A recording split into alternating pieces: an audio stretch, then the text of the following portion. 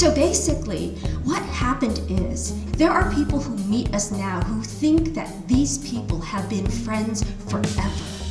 In October is when we actually launched.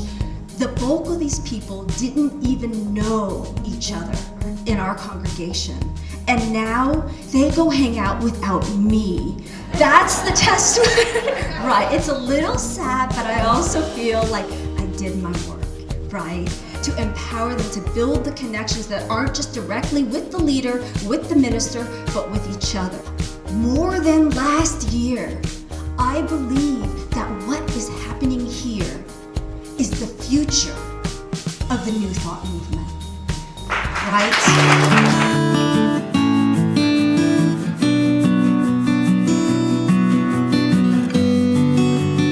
I have been at the church I'm at for over 28 years. I was the administrator for 10 of those years. I've been the spiritual leader for over 10 of those years.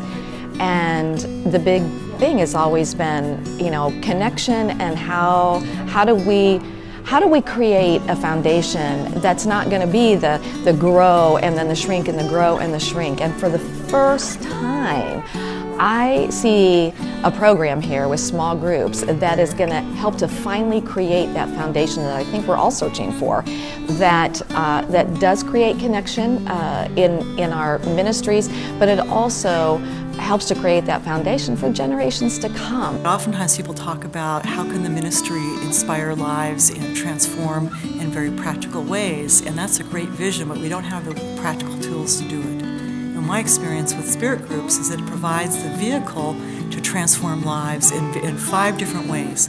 What I appreciate is the 5 C's that are at the core of SpiritGroups. The first is communion. It has helped me connect with God, my spirit, my source, to be able to look at how am I connecting with others. That's kind of the connection here. How am I doing that with compassion?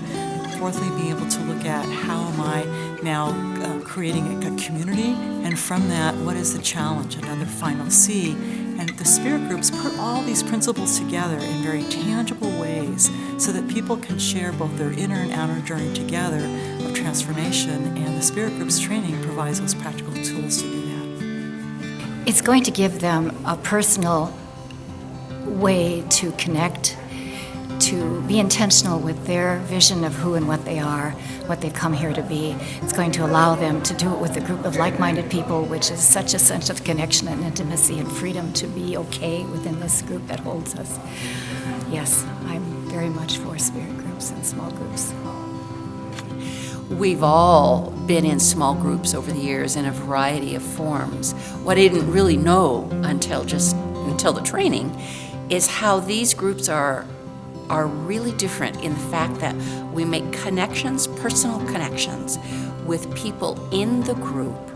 We receive support, we receive feedback, we have people who are listening to us, and that's a really important thing to me in this busy world where we're all going too fast, and I catch myself not listening to people. One of the goals of spirit groups is to slow down a little and make that connection as you are talking about really important spiritual principles. Absolutely, I would recommend spirit groups, and I'm excited to get this going and be part of it myself. I would recommend spirit groups, and because I see this as a way that it's going to grow our unity movement exponentially. It seems to be the missing piece of how we connect and serve and minister to one another.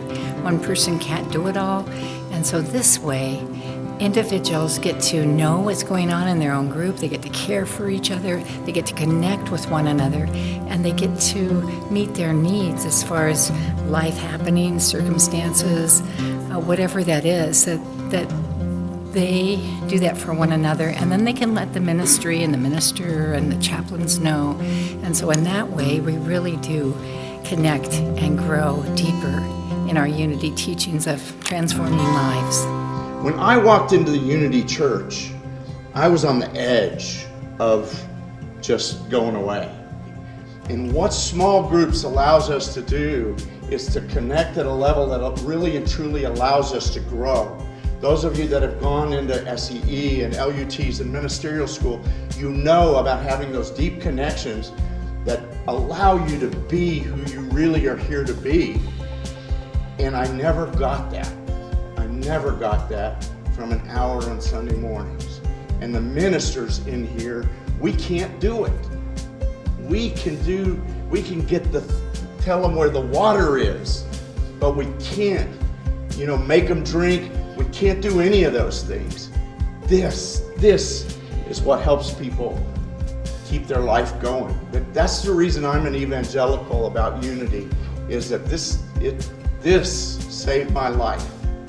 And there are too damn many people who don't get their lives saved because they don't know about us, or they just walk into the church and the music didn't satisfy them. But if they can go into a small group, they will change, and it will save them.